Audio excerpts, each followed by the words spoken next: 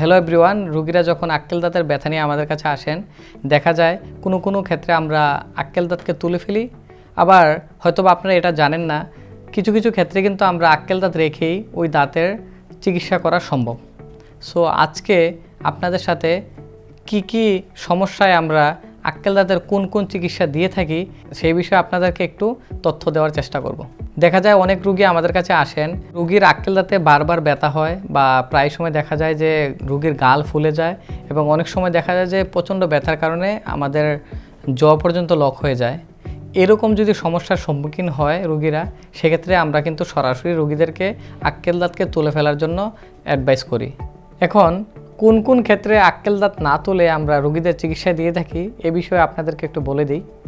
দেখা যায় কিছু ক্ষেত্রে আক্কেল দাঁতের উপরে এক্সট্রা গাম টিস্যু বা মাড়ি উঠে থাকে। সেক্ষেত্রে দেখা যায় যে ওই মাড়ির নিচে দিয়ে ফুড পার্টিকেলস আক্কেল দাঁতের পেছনে ঢুকে যায়। সেক্ষেত্রে দেখা যায় যে রোগীর প্রচণ্ড ব্যথা হয়।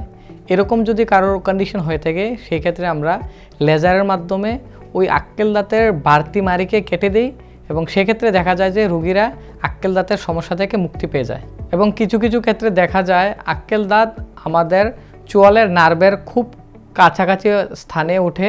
সেক্ষেত্রে যদি আমরা আক্কেল দাঁতকে অপসারণ করার চেষ্টা করি, দেখা যাবে যে আমরা আক্কেল দাঁতের তুলতে গিয়ে আমরা ওই নার্ভকে ড্যামেজ করে ফেলবো। সেক্ষেত্রে আমরা কি করি, আক্কেল দাঁতের উপরের অংশটাকে আমরা কেটে দিই এবং উপর দিয়ে বন্ধ করে দিই।